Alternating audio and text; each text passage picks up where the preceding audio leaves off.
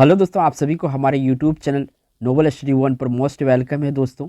तो दोस्तों, ये जो वीडियो है ये आपका हिस्ट्री का चौथा पार्ट है, यानी कि एनिशियंट हिस्ट्री यानी प्राचीन भारत का मैं टॉपिक कवर करवा रहा हूँ। काफ़ी इंपॉर्टेंट है। इससे पहले आप लोगों को ऑलरेडी 3 पार्ट मिल चुका है और ये जो चौथा पार्ट है दोस्तों, भाग 4 का ही ये चौथा। इसमें जो मैं कवर करूँगा महाजनपद काल कवर करूँगा और एनिशियंट हिस्ट्री के काफ़ी इंपॉर्टेंट चैप्टर है दोस्तों। ठीक है, यहाँ से टोटल क्वेश्चन जो मैं लिया हूँ आपका 47 क्वेश्चन है आपका एनिशियंट हिस्ट्री का महाजनपद काल से। काफ़ी महत्वपूर्ण क्वेश्चन है और ये जो कवर कर रहा हूँ दोस्तों, लूसेंट बुक कवर कर रहा हूँ। अगर आप परीक्षा की बात करते हैं SSC, CGL, UPSC, NTPC, CGL, railway, group D, RPF, constable, SI, NDA, navy, FCI, GD, इसी तरह के जितने भी एग्जाम है जहाँ पे हिस्ट्री पूछा जाता है, काफ़ी महत्वपूर्ण चैप्टर है आपके लिए, चाहे किसी भी एग्जाम की आप तैयारी कर रहे हैं। तो लेट नहीं करते हुए चलते हैं पहला क्वेश्चन से।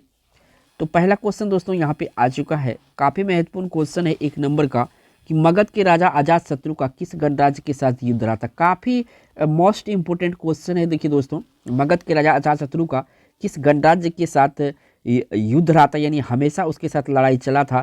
तो ये चला था वजी यानी कि वैशाली। वैशाली के साथ जो है अजातशत्रु का लड़ाई हमेशा बना रहा था। तो इस क्वेश्चन का यहाँ से सी ऑप्शन करेक्ट है। बढ़ते हैं अगला क्वेश्चन पर। अगला क्वेश्चन दोस्तों ये रहा आपका, स्क्रीन पर पूछा गया है कि ग्रीक यूनानी लेखकों द्वारा किसे अग्रमीज या जंड्रमीज कहा गया, यानी कि जंड्रमीज या अग्रमीज किसे कहा गया था यूनानी लेखकों के द्वारा। तो ये कहा गया था घनानंद को। किसे कहा गया था? घनानंद को कहा गया था। बी ऑप्शन यहाँ पे करेक्ट है। बढ़ते हैं अगला क्वेश्चन पर। तो अगला क्वेश्चन ये रहा, काफ़ी महत्वपूर्ण क्वेश्चन सभी है, वीडियो को लास्ट तक जरूर देखिएगा। हर्यक वंश के किस शासक को कुनिक कहा जाता था? हर्यक वंश के किस शासक को कुनिक कहा जाता था? तो कुनिक कहा जाता था अजातशत्रु को। देखिए, अजातशत्रु ने राज हड़पने के लिए अपने पिता का वध किया था। क्या किया था? वध किया था। और इसका भी वध इसका पुत्र किया था। ठीक है, याद रखिएगा। बढ़ते हैं अगला क्वेश्चन पर। अगला क्वेश्चन ये रहा आपका 4 नंबर का। यहाँ से पूछा गया है 4 नंबर में कि नंद वंश संस्थापक कौन था। ये जो नंद वंश है काफ़ी महत्वपूर्ण है। नंद वंश का संस्थापक कौन था? तो ये था महापद्मनंद। कौन था? महापद्मनंद था। काफ़ी शक्तिशाली ये सम्राट था दोस्तों। बढ़ते हैं अगला क्वेश्चन पर। तो अगला क्वेश्चन ये रहा आपका 5 नंबर का और यहाँ से पूछा गया है किस शासक ने गंगा एवं सोन नदियों के संगम पर पाटलिपुत्र नामक नगर की स्थापना की थी। तो पाटलिपुत्र नामक नगर का स्थापना किया गया था उदयन के द्वारा। किसके द्वारा किया गया था? उदयन के द्वारा दिया गया था। उदयन इसको बाद में राजधानी भी बनाया था। ठीक है, याद रखिएगा, पूछा जा सकता है। बढ़ते हैं अगला क्वेश्चन पर। तो अगला क्वेश्चन ये रहा दोस्तों और यहाँ पे काफ़ी महत्वपूर्ण क्वेश्चन हिस्ट्री से, अगर डीप में क्वेश्चन करेगा तो ये सब क्वेश्चन आ जाएगा एग्जाम में। ईरान के खमनी वंश के किस शासक ने भारतीय भूभाग को जीतने के बाद उसे फारस साम्राज्य का 20वां प्रांत यानी कि क्षत्रपी बनाया गया। उसे प्रांत को क्या कहा जाता था? क्षत्रपी कहा जाता था उस समय। ठीक है, तो 20वां प्रांत किसने बनाया था? ये बनाया था डेरियस, या इसका दूसरा नाम जो है दार्याबाहु फर्स्ट है। याद रखिएगा, काफ़ी महत्वपूर्ण क्वेश्चन है। डी ऑप्शन सी का सही है। कौन सा? D option. ठीक है, बढ़ते हैं अगला क्वेश्चन पर। तो अगला क्वेश्चन यहाँ पे आपका ये रहा 7 नंबर का क्वेश्चन। 7 नंबर का जो क्वेश्चन में पूछा गया है दोस्तों आपसे कि शिशुनाग वंश का वह कौन सा शासक था जिसके समय में वैशाली में द्वितीय बौद्ध संगीति का आयोजन किया गया? उसे काकवर्ण के नाम से भी जाना जाता है। उसे काकवर्ण के नाम से जाना जाता था। और शिशुनाग वंश का वह कौन शासक था? तो ये जो शिशुनाग वंश का शासक था ये था कालाशोक। कालाशोक के समय क्या हुआ था? वैशाली में द्वितीय बौद्ध संगीति हुआ था। याद रखिएगा, ये एग्जाम में पूछा जाता है। ठीक है, बढ़ते हैं अगला क्वेश्चन पर। तो अगला क्वेश्चन ये रहा 8 नंबर का। यहाँ से पूछा गया है आपसे 8 नंबर में कि निम्नलिखित में से कौन एक मगध साम्राज्य की राजधानी नहीं रहा है? तो देखिए, इसमें देखिए एक एक करके आपको देखना पड़ेगा। तो पाटलिपुत्र मगध का राजधानी रहा था। इसके बाद आप आ जाइए गिरिब्रज, ये भी रहा था, और राजगिरी, ये तीनों रहा था। अगर मगध की पहली राजधानी की बात करेंगे दोस्तों, यहाँ पे काफ़ी महत्वपूर्ण पूछा गया है कि मगध की पहली राजधानी कौन सी थी, तो ये राजगिरी या राजगिरी था, ये राजगिरी अभी वर्तमान में नाम है, तो तब ऑप्शन यहाँ पे डी हो जाएगा। लेकिन यहाँ पे पूछा है कि कौन सी राजधानी नहीं है, तो जो कौशाम्बी है, कौशाम्बी ये कभी भी मगध साम्राज्य की राजधानी नहीं रही है, तो यहाँ से बी ऑप्शन सही है। याद रखने वाला ये बात है कि पाटलिपुत्र, गिरिव्रज और राजगिरी ये तीनों राजधानी रहा था, जिसमें राजगिरी प्रथम राजधानी है मगध साम्राज्य की। बढ़ते हैं अगला क्वेश्चन पर। तो अगला क्वेश्चन यहाँ पे काफ़ी इंपॉर्टेंट है। यहाँ पे पूछा गया है कि 323 ईस्वी में सिकंदर महान की मृत्यु हुई थी। ये 323 जो है ना ईसा पूर्व जो यहाँ पे लिखा हुआ है, इसको भी साथ के साथ आपको याद रखना है, क्योंकि यहाँ पे क्वेश्चन बनता है, किसी ऑप्शन में ईसा पूर्व कर देगा, किसी में ईस्वी कर देगा, तो याद रखिएगा इसका जो मृत्यु हुआ था 323 ईसा पूर्व में हुआ था। कहाँ पे हुआ था, तो ये बेबीलोन में हुआ था। कहाँ पे हुआ था, बेबीलोन में हुआ था। तो इस क्वेश्चन का यहाँ से राइट आंसर डी ऑप्शन सही है। बढ़ते हैं अगला क्वेश्चन पर। अगला क्वेश्चन में यहाँ से पूछा गया है आपका 10 नंबर में कि 6ठी शताब्दी ईसा पूर्व का मत्स्य महाजनपद स्थित था। ये जो मत्स्य महाजनपद था 6ठी शताब्दी में, ये कहाँ पे स्थित था, तो ये आपका राजस्थान में था। कहाँ पे था, राजस्थान में था। डी ऑप्शन यहाँ पे करेक्ट होगा। बढ़ते हैं अगला क्वेश्चन पर। अगला क्वेश्चन ये रहा, थोड़ा सा मैं क्वेश्चन को छोटा कर देता हूँ, इंपोर्टेंट क्वेश्चन है। सिकंदर महान, जिसे अलेक्जेंडर द ग्रेट भी कहा जाता है, एवं पोरस या पोरू के सेनाओं में निम्नलिखित में किस नदी के सामने वाले तटों पर पड़ाव डाला हुआ था। तो कौन सा नदी पर पड़ाव डाला हुआ था ये युद्ध करते वक्त, तो ये डाला था झेलम नदी। झेलम नदी के किनारे इसका लड़ाई भी हुआ था। बढ़ते हैं अगला क्वेश्चन पर। तो अगला क्वेश्चन ये रहा आपका 12 नंबर का। यहाँ से आपसे पूछा गया है कि निम्न में से कौन सा एक बौद्ध ग्रंथ 16 महाजनपद का उल्लेख करता है। ये काफ़ी महत्वपूर्ण क्वेश्चन है कि 16 महाजनपद का उल्लेख किस बौद्ध ग्रंथ में है। काफ़ी महत्वपूर्ण क्वेश्चन है, वीवीआई कर लीजिए, एग्जाम में कम से कम तो 100 बार आ चुका है ये क्वेश्चन। तो अंगुत्तर निकाय में, किस में है, अंगुत्तर निकाय में 16 महाजनपद का उल्लेख है और ये बौद्ध ग्रंथ है। बढ़ते हैं अगला क्वेश्चन पर। अगला क्वेश्चन ये रहा आपका 13 नंबर का। यहाँ से पूछा गया है 13 नंबर में, किस प्रकार का मृद भांड भारत में द्वितीय नगरीकरण शहरीकरण के प्रारंभ का प्रतीक माना गया है। तो उत्तरी काले पॉलिशकृत बर्तन जो है, इससे जो है द्वितीय नगरी का यहाँ से पता चलता है प्रतीक। ए ऑप्शन इस क्वेश्चन का राइट आंसर है। बढ़ते हैं अगला क्वेश्चन पर। अगला क्वेश्चन ये रहा दोस्तों 14 नंबर का। यहाँ से पूछा गया है कि विश्व का पहला गणतंत्र वैशाली किसके द्वारा स्थापित किया गया था। विश्व में पहला गणतंत्र है, यानी कि यहाँ पे जो आप डेमोक्रेसी जो अभी बोल रहे हैं, डेमोक्रेसी था, तो पहला कहाँ था, तो इसका स्थापना किसने किया था, तो ये किया था दोस्तों लिच्छवी के द्वारा किया गया था। किसके द्वारा, लिच्छवी शासकों के द्वारा किया गया था। बी ऑप्शन यहाँ पे करेक्ट है। बढ़ते हैं अगला क्वेश्चन पर। तो अगला क्वेश्चन ये रहा दोस्तों आपका 15 नंबर का। यहाँ से पूछा जा रहा है आपसे कि पाली ग्रंथों में गांव के मुखिया को क्या कहा गया। जो पाली ग्रंथ है उसमें गांव को मुखिया क्या कहा गया था, ग्राम के मुखिया को या भोजक या ग्राम भोजक कहा जाता था। क्या कहा जाता था, भोजक या ग्राम भोजक, यानी डी ऑप्शन यहाँ पे करेक्ट है। बढ़ते हैं अगला क्वेश्चन पर।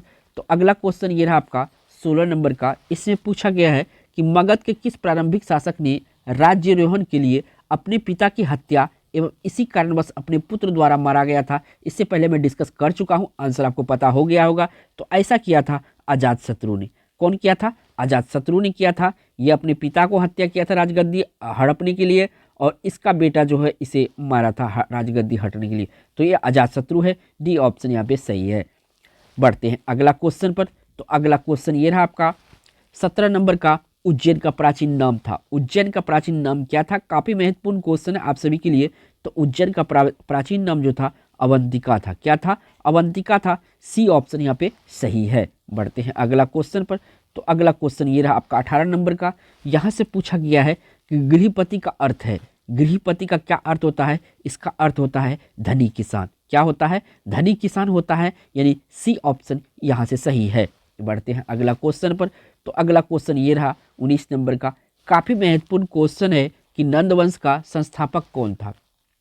देखिए नंदवंश का संस्थापक था महापद्मनंद। कौन था, महापद्मनंद था। इंपोर्टेंट क्वेश्चन है, नंदवंश से याद रखना है आपको आंसर। बढ़ते हैं अगला क्वेश्चन पर। तो अगला क्वेश्चन ये रहा आपका 20 नंबर का। यहाँ से पूछा गया है कि महाजनपद काल में श्रेणियों के संचालन को कहा जाता था, यानी कि जो श्रेणी का संचालक होता था इसको क्या कहा जाता था। तो इसे कहा जाता था श्रेष्ठीन। क्या कहा जाता था? श्रेष्ठीन कहा जाता था। सी ऑप्शन यहाँ पे सही है। बढ़ते हैं अगला क्वेश्चन पर। तो अगला क्वेश्चन ये रहा आपका 21 नंबर का, ग्रीक यूनानी लेखकों द्वारा किसे अग्रमीज या जेंडरमीज कहा गया? अग्रमीज या जेंडरमीज, इनमें से किसे कहा गया था? याद रखिएगा, ऑप्शन में अग्रमीज भी दिया जा सकता है आंसर क्वेश्चन में, या जेंडरमीज भी जा सकता है, लेकिन आपका आंसर एक होगा। तो ये कहा गया था घनानंद को। तो यहाँ पे एक मैं चीज और क्लियर कर चुका हूँ, कहीं कहीं पे आपका धनानंद लिखा मिलेगा किसी किसी बुक में, तो ये भी आपका सही है, क्योंकि ये जो इतिहासकार था यहाँ से कुछ जो है कोई घनानंद लिखा तो कोई धनानंद लिखा। बी ऑप्शन यहाँ पे सही है। बढ़ते हैं अगला क्वेश्चन पर। अगला क्वेश्चन ये आपका 22 नंबर का, यहाँ से पूछा गया है कि निम्नलिखित में से कौन सिकंदर के साथ भारत आने वाला इतिहासकार नहीं था? काफ़ी महत्वपूर्ण क्वेश्चन, यहाँ से 4 क्वेश्चन आपका बन रहा है। तो देखिए, सबसे पहले तो एरिस्टोबुलस फर्स्ट आया था, इसके बाद नियाकर्स आया था, एनासिक्रिटिस आया था। ये तीनों आया था, तो इन तीनों के बारे में आपको याद रखना है। जो नहीं आया था वो आया था हेरोडोटस। ठीक है, तो बी ऑप्शन यहाँ पे करेक्ट आंसर होगा। बढ़ते हैं अगला क्वेश्चन पर। अगला क्वेश्चन ये रहा आपका 23 नंबर का, यहाँ से पूछा गया है कि प्राचीन भारत में पहला विदेशी आक्रमण किनके द्वारा किया गया था? काफी महत्वपूर्ण क्वेश्चन है ये आपके लिए। ठीक है, तो देखिए, पहला विदेशी आक्रमण जो है दोस्तों ईरानियों के द्वारा हुआ था। किसके द्वारा हुआ था? ईरानियों के द्वारा पहला आक्रमण। ठीक है, दूसरा आक्रमण की बात करें तो ये दूसरा आक्रमण अगर पूछे सीध परीक्षा में, यहाँ पे एग्जाम में पूछे, प्राचीन भारत में दूसरा विदेशी आक्रमण कौन था? यूनानियों के द्वारा। और देखिए, यूरोपीय था ये, तो यूरोपीय, पहला यूरोपीय और जो है यूनानी ही होगा। ठीक है, ऑप्शन क्वेश्चन के हिसाब से आपको आंसर लगाना है। बढ़ते हैं अगला क्वेश्चन पर। तो अगला क्वेश्चन ये रहा दोस्तों आपका 24 नंबर का, पूछा गया है कि डेरियस या दारियाबाहु फर्स्ट 1526 बीसी में सिंधु के तटवर्ती भूभाग को जीतकर ईरान का 20वां क्षत्रपी यानी प्रांत बनाया, उसे कितना राजस्व प्राप्त होता था? देखिए, इससे 360 टैलेंट प्राप्त होता था। कितना? 360 टैलेंट प्राप्त होता, तभी टैलेंट चलता था वो उस शासनकाल में। तो सी ऑप्शन यहाँ पे सही है। बढ़ते हैं अगला क्वेश्चन पर। तो अगला क्वेश्चन ये रहा आपका 25 नंबर का, यहाँ से पूछा गया है कि प्राचीन भारत में दूसरा विदेशी आक्रमण एवं पहला यूरोपीय आक्रमण देखिए किनके द्वारा किया गया था? पूछ ही दिया यहाँ पे क्वेश्चन में। तो यूनानी था ये पहला द्वितीय विदेशी था और पहला यूरोपीय था। ठीक है, तो डी ऑप्शन यहाँ पे सही है। बढ़ते हैं अगला क्वेश्चन पर। तो अगला क्वेश्चन ये रहा आपका 26 नंबर का, यहाँ से पूछा गया निम्नलिखित में से किसे उग्रसेन या भयानक सेना का स्वामी कहा जाता था? भयानक सेना का स्वामी या उग्रसेन किसे कहा जाता था? ये कहा जाता था महापद्मनंद को। किसे कहा जाता था? महापद्मनंद को कहा जाता था। तो सी ऑप्शन यहाँ पे सही। नंद वंश का शासक था और इसका ये स्थापना भी किया था। बढ़ते हैं अगला क्वेश्चन पर। तो अगला क्वेश्चन ये रहा आपका 27 नंबर का, ईरान के हखमनी वंश के शासक ने भारतीय भूभाग को जीतने के बाद उसे फारस साम्राज्य का 20वां प्रांत बनाया था। तो ऐसा किसने किया था? तो ऐसा जो किया था दोस्तों, ये क्या था? डेरियस या दारियाबाहु फर्स्ट। याद रखिएगा, काफ़ी महत्वपूर्ण क्वेश्चन है ये। बढ़ते हैं अगला क्वेश्चन पर।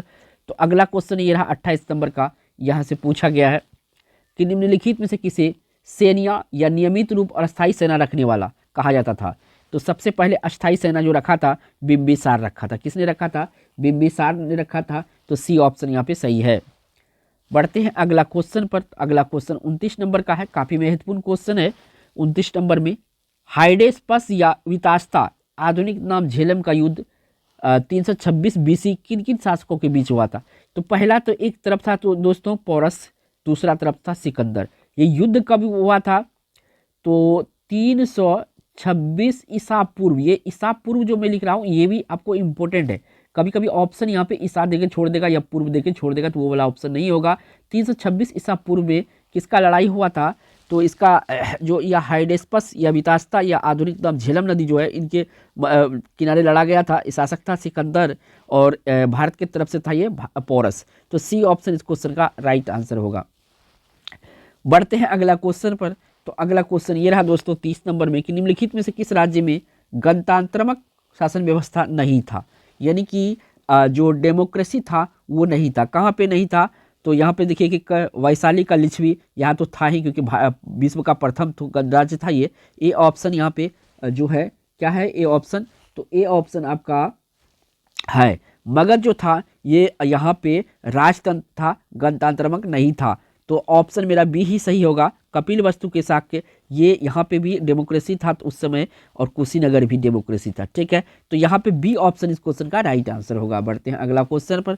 तो अगला क्वेश्चन यहाँ पे पूछा गया है 31 नंबर में कि सिकंदर ने भारत पर कब आक्रमण किया था। अभी अभी मैंने बताया था जब आक्रमण किया था, कब किया था, तो सिकंदर ने भारत पर जब आक्रमण किया था वो साल था आपका 326 ईसा पूर्व। ठीक है, यहाँ पे देखिए ऑप्शन को सही से, क्योंकि इस तरह कन्फ्यूज करने वाला यहाँ पे ऑप्शन दिया हुआ है। बढ़ते हैं अगला क्वेश्चन पर। तो अगला क्वेश्चन ये रहा दोस्तों, यहाँ से पूछा गया 32 नंबर में कि निम्नलिखित में से कौन सा एक ईसा पूर्व 6ठी सदियों में प्रारंभ में भारत का सर्वाधिक शक्तिशाली नगर था। 6ठी सदी में, कौन सा, 6ठी सदी में, तो उस समय मगध काफी शक्तिशाली था 6ठी सदी में। बी ऑप्शन यहाँ पे सही है। बढ़ते हैं अगला क्वेश्चन पर। तो अगला क्वेश्चन ये रहा आपका 33 नंबर का। यहाँ से पूछा है कि मगध की प्रथम राजधानी कौन सी थी। तो देखिए प्रथम राजधानी मैंने पहले ही बता चुका हूँ, गिरिव्रज है। ठीक है, दूसरा था कौन, तो ये पाटलिपुत्र। यहाँ पे कौन सी थी, तो यहाँ पे आपका आंसर होगा गिरिव्रज। बढ़ते हैं अगला क्वेश्चन पर। अगला क्वेश्चन यहाँ पे 34 नंबर का है। यहाँ से पूछा गया है कि सिकंदर के आक्रमण के समय उत्तर भारत निम्नलिखित में से किस राजवंश का एक शासन था। तो उस समय जब सिकंदर ने आक्रमण किया था उत्तर भारत में, उस समय शासन किसका चल रहा था, तो ये चल रहा था नंद का। किसका, नंद का। सी ऑप्शन यहाँ पे सही है। उस समय घनानंद शासक था इसका, नंद वंश का, तो सी ऑप्शन यहाँ पे करेक्ट है। बढ़ते हैं अगला क्वेश्चन पर। अगला क्वेश्चन यहाँ पे 35 नंबर का है। यहाँ पे पूछा गया किस शासक द्वारा सर्वप्रथम पाटलिपुत्र का राजधानी के रूप में चयनित किया गया था। तो सबसे पहले जो किया गया था पाटलिपुत्र को राजधानी के रूप में, तो ये उदयन के द्वारा किया गया था। किसके द्वारा किया गया था, उदयन के द्वारा किया गया था। ये ऑप्शन सही है। बढ़ते हैं अगला क्वेश्चन पर। अगला क्वेश्चन ये रहा आपका 36 नंबर का। यहाँ से पूछा गया है आपसे काशी और लिच्छवी का विलय मगध साम्राज्य में किसने किया था। काशी और लिच्छवी दोनों का विलय मगध साम्राज्य में किसने किया था। तो ऐसा जो किया था सबसे पहले किया था अजातशत्रु। किसने किया था, अजातशत्रु ने किया था। डी ऑप्शन यहाँ से सही है। बढ़ते हैं अगला क्वेश्चन पर। तो ये रहा आपका 37 नंबर का क्वेश्चन। यहाँ से पूछा गया है कि 16 महाजनपद की सूची उपलब्ध है।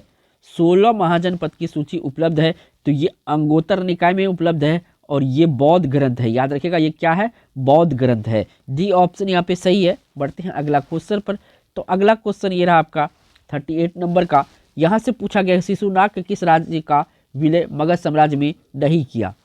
शिशुनाग ने किस राज्य का विलय मगध साम्राज्य में नहीं किया था। तो देखिए यहाँ पे वत्स किया था, अवंती का किया था। ठीक है, जिसका नहीं किया था वो था काशी। काशी का विलय नहीं किया था मगध साम्राज्य में। 38 का जो राइट आंसर होगा डी ऑप्शन यहाँ पे सही होगा। अगला क्वेश्चन पे आइए, 39 नंबर का क्वेश्चन है। इसमें पूछा गया रहा आपसे कि निम्नलिखित में से मगध का कौन सा राजा सिकंदर महान का समकालीन था। तो देखिए सिकंदर महान जब भारत का आया था तो उस समय यहाँ का जो उत्तर भारत था वहाँ का शासक कौन था, नंद वंश का शासक था घनानंद। यानी डी ऑप्शन इस क्वेश्चन का राइट आंसर होगा, याद रखिएगा। बढ़ते हैं अगला क्वेश्चन पर। तो अगला क्वेश्चन ये रहा दोस्तों 40 नंबर का। यहाँ से पूछा गया है किस मगध सम्राट ने अंग का विलय अपने राज्य में कर लिया था। यानी कि यहाँ पे पूछा है अंग का विलय अपने राज्य में कर लिया था किस शासक ने। तो ये शासक था दोस्तों बिंबिसार। बिंबिसार ने क्या किया था, अंग का विलय अपने राज्य में कर लिया था, यानी मगध का। बढ़ते हैं अगला क्वेश्चन पर। तो अगला क्वेश्चन ये रहा दोस्तों और 41 नंबर का काफी महत्वपूर्ण क्वेश्चन है कि प्रथम मगध साम्राज्य का उत्कर्ष किस सदी में हुआ था। तो छठी सदी ईसा पूर्व, 6ठी सदी ईसा पूर्व में हुआ था। क्या हुआ था, प्रथम मगध साम्राज्य का उत्कर्ष हुआ था, यानी उदय हुआ था। डी ऑप्शन सही है। बढ़ते हैं अगला क्वेश्चन पर। अगला क्वेश्चन ये रहा 42 नंबर का। यहाँ से पूछा गया कि शासक ने अवंती को जीतकर मगध का हिस्सा बना दिया। अब ये अवंती को जीतकर मगध का हिस्सा किसने बनाया था, तो ये किया था दोस्तों शिशुनाग। शिशुनाग ने क्या किया था, अवंती को जीतकर मगध का हिस्सा बना दिया था। ठीक है, ये ऑप्शन यहाँ पे सही है। बढ़ते हैं अगला क्वेश्चन पर। तो अगला क्वेश्चन यहाँ से पूछा गया है दोस्तों 43 नंबर में। अभिलेखीय साक्ष्य से प्रकट होता है कि नंद राजा के आदेश से एक नहर खोदी गई थी।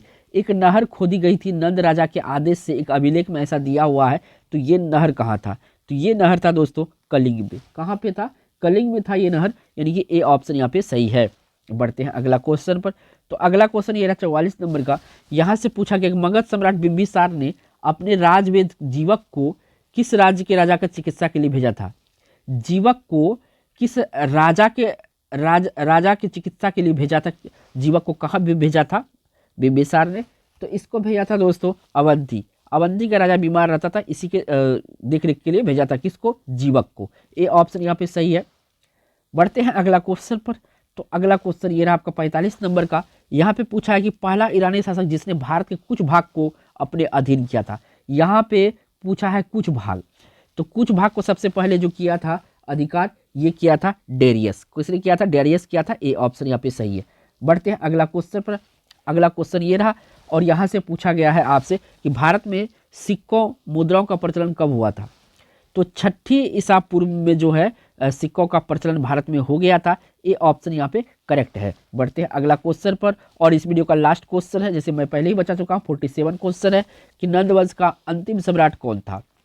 तो घनानंद जो है नंदवंश का अंतिम सम्राट था दोस्तों अगर अगला वीडियो आप देखना चाहते हैं तो चैनल को सब्सक्राइब जरूर कीजिएगा, बेल आइकन पर, इसके लिए काफी महत्वपूर्ण टॉपिक होगा अगला भी, ठीक है। तो यहाँ से आपका 47 क्वेश्चन का ये महाजनपद काल संपन्न हुआ। थैंक्स फॉर वॉचिंग दोस्तों।